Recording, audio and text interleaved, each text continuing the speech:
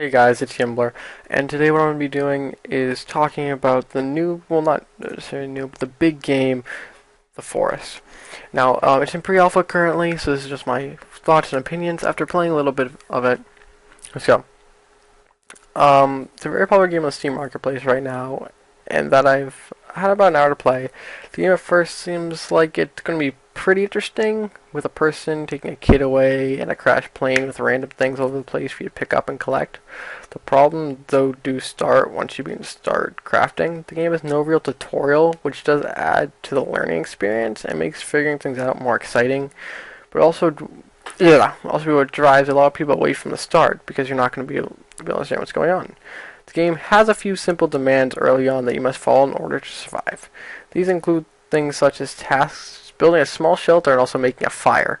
One problem is that when you're making a fire, the leaves and everything kind of get a pain when you're trying to look for them and find them because it doesn't really explain where you get them. They're the only item in the game so far that I've found that automatically go in your inventory when you do something instead of having to pick up off the ground, which led to my confusion early on in the game. You can only get them by breaking down small trees and bushes. The mobs in the game are supposed to be mutant cannibals, so the problem is with these mutant cannibals that they're a little too aggressive early on. So when you first come out of the plane, you're gonna notice that you might see some of them running around taking a look at the plane, and they might, if you get too close to them, they're gonna attack you right away, and you're not gonna be able to know what to do or be able to handle them. And you're gonna die. It's gonna be an experience. That's something that might gonna have to be toned down just a little bit because this is supposed to be an unforgiving game, and I understand that. But if you're not able to really get anywhere early on, it's going to be a problem. Because it didn't personally happen to me because I just try to avoid them, but some people might not understand this, and it could really be a buzzkill. Um, the crafting system of the game is kind of a bitch. When it comes to like the tiers, for instance, there's a small hut, like one night shelter, that you can make, which is really cheap and takes like a minute or two to make.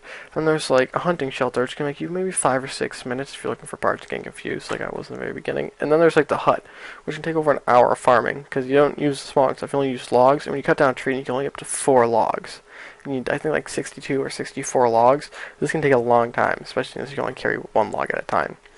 It probably won't be that hard, that much of a problem if there was co-op in the game, but so far there isn't any co-op, even though it does seem to, like it's gonna be announced. Um. Oh yeah. Also, the fact that there's no auto-saving function in the game is really kind of a pain in the ass. The only way to really save in this game is to sleep. The problem. When it comes to sleeping, the problem with this is it really makes it so you don't really go on an adventure because you're gonna be worried about getting back in time to sleep. Because if you don't sleep, you don't save. So if you have something to do later on or something like that, leaving the base to actually go adventure around the map and collect materials can be a real pain. It can get in the way of what you're trying to do, and no one really wants to have that and lose all the. Everybody wants to explore, but no one wants to lose the stuff they've done, so they might be afraid. The final big flaw with this game that I have found is the fact that there's such long load times. Like they're absolutely ridiculous, and frankly, one of the bigger problems is maybe I was running in windowed mode, so I was going to slow it down a bit, and I also was recording, but that's still no excuse. I've recorded other games even though I haven't uploaded them, and they've run much smoother than this. Games like StarCraft, Diablo, Dota, much more powerful than the Forest, and the load times are only a fraction. And I did check my task manager, and I saw that the Forest wasn't maxing out anything. There was still plenty of stuff for the Forest to utilize, so I could run at optimal speeds. It was just the coding's a bit off, and I do understand it's in pre-alpha, so I'm not going to be too harsh about that. It just was irritating. It's something I would like to see fixed. Now I'm kind of done with the negative talk of this game because yet again it's in pre-alpha, so I'm not going to nitpick everything. Now I'm trying to talk about the things that do impress me and make me happy about this game. First of all, the AI are very intelligent, and what you could say is almost like adaptive, and they all interact a little bit differently. Some of them are a little bit timid, don't want to come after you. Some of them run away. Some of them just kind of ignore you and do whatever they want until you get way too close. And some of them are like really, really aggressive and just come right after you, and you're gonna have to like fight them off. Which in most cases you won't be able to because they're a lot more powerful than you.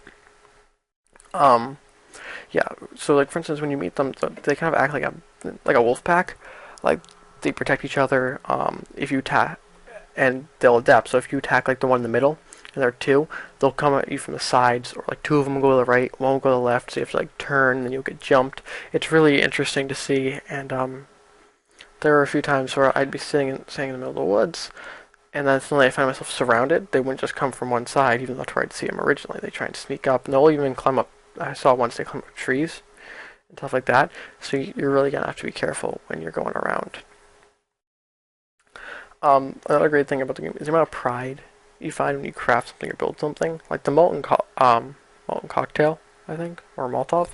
The first time I made it, I was actually like pretty proud of myself. 'Cause I was like, wow, I figured that out. You put some alcohol, you put a rag. You know, it seemed pretty simple. I didn't even understand that there was like a real crafting system. I thought you had to build like a bench or something, kind of like in Minecraft. But I built that, and I never actually got to utilize that. It died too quickly. But it was cool to be able to make things, and there are like computer parts and everything. So it seems like there is going to be a lot more stuff to build eventually, and that's going to be interesting because it's gonna be kind of like old Minecraft before they had like the book and you could look stuff up online. There's a ton of mods. It's gonna be back like when if you build something, you're gonna be proud of yourself, and it's gonna be challenging and interesting and new every single time, or not every single time, but every time you make something, and that's gonna be really great. Another great thing is the amount of options and stuff you can build. In this game, there are different traps, hanging traps, impaling traps. Even though that's not their real names. Places to store big logs if you have a big project you want to build maybe later on or you're preparing for an update. A stick collector, a rabbit home, and a garden, for instance. And then there's the three types of homes I talked about, and different fire pits, and you can also make different little, not I wouldn't say structures, but almost like posts with different body parts from the mutants, which is kind of grody. But they're cool little things you can still make, and at least it adds like body parts and adds a function that because depending on how hardcore you want to be, you might want to seem threatening to them because depending on how much they find you, they will interact with you. If they never find you, they don't notice you, they actually won't like go after you. But once they find you, they'll start to show up more and more and more and make different decisions based on the way you act, which is cool. So my real final opinion of this game is that it has a lot of potential, and since it's a pre-alpha game, yet again, I'm going to cut some slack. And it's going to come out of alpha soon, and they've talked about a ton of great ideas they have. They're going to try to bow and arrow, see if some range stuff to do there. They're going to co-op, which I think is going to be extremely important. And they're even talking about making this game for the Oculus Rift, which, since it is a horror game, and I'm not even diving into the horror part because that's something unique for you guys to experience yourselves, the Oculus Rift is going to make this game absolutely terrifying, and while I want to do it, it's going to take a lot of balls to do that. So my final word is for $15 is a great game to pick up now, and I think you guys would really enjoy it, especially with there being a lot to come.